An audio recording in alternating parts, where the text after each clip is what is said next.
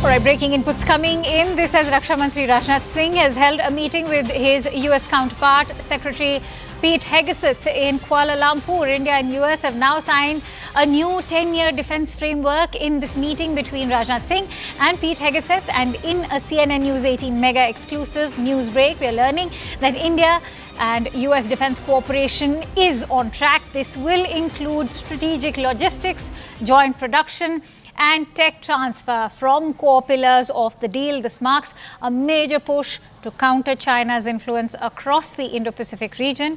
This will also deepen India-US military interoperability, allowing seamless use of each other's bases, even logistics and maintenance facilities. Let's quickly go across to Akash Sharma, who's joining me with the latest details. So, Akash, expand and shed more light on what has been achieved during this meet between the defense ministers of both the countries. Right. So it is after the phone call that happened in the month of July between both the leaders, and today they are meeting, when Raksha Mantri Rajnath Singh is in Malaysia, to take part in ASEAN's defense ministers meeting plus. And now we are learning that this important agreement, that is 10 years defense framework, in fact, it has been renewed. Earlier it was from 2015 to 2025, and now in 2025, both the nations have signed this important agreement, which will allow both of them, for the sort of cooperation that they are looking for in the field of defense. It is also important, Akanksha, because of the fact, and as you rightly pointed out, our investigation editor Manoj Gupta is also reporting that how it is important given the fact that at this point in time we have players in Southeast Asia, in fact in South Asia as well, where they are trying to expand their reach and trying to dominate the area. At such a time, US has once again renewed the particular agreement, and we know the sort of relation, the sort of development, in fact, in the relation between India and United States for last few months. And this agreement is coming at such a crucial time. It is very important development, and also because of the fact, that India at this point in time is using a number of equipment and platforms, where we are using parts from United States, or in future we are looking for this sort of cooperation. Right. Similarly, as far as defense industry is concerned, so United States is also looking for the sort of cooperation, interoperability, as you rightly pointed out.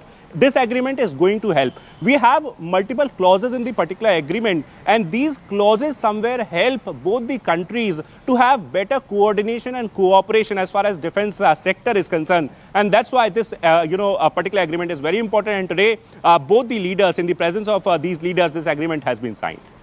You mentioned the timing, and that of course is of particular concern, Akash, because we've also seen how Pakistan has been making those overtures when it comes to defense cooperation, now looking towards the United States as much as it looks towards China, if not more. Having said that, what will this extension of a 10-year defense cooperation be in terms of the messaging going out to Islamabad?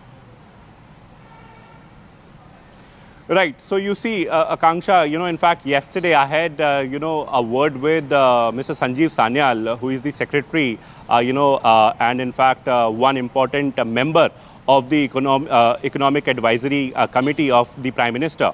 And he mentioned that our, focus is our interest. Our priority is our interest. And even when we talk about the sort of, things that are happening, for example, the sort of relation that we are seeing and the kind of activities that are happening between Pakistan and United States, India is very clear that we will take care of our interest. And in our interest, this is one major development.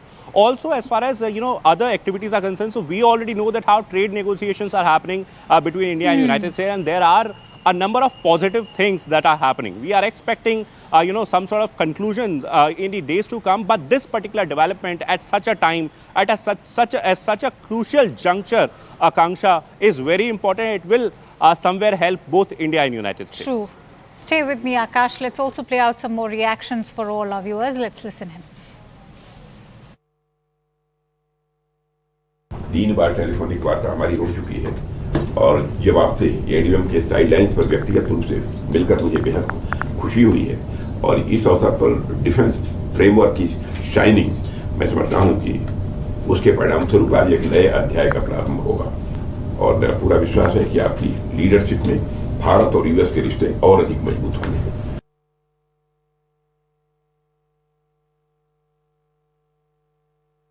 I want to express the gratitude to the Minister Singh, for his time, for the partnership we have with India.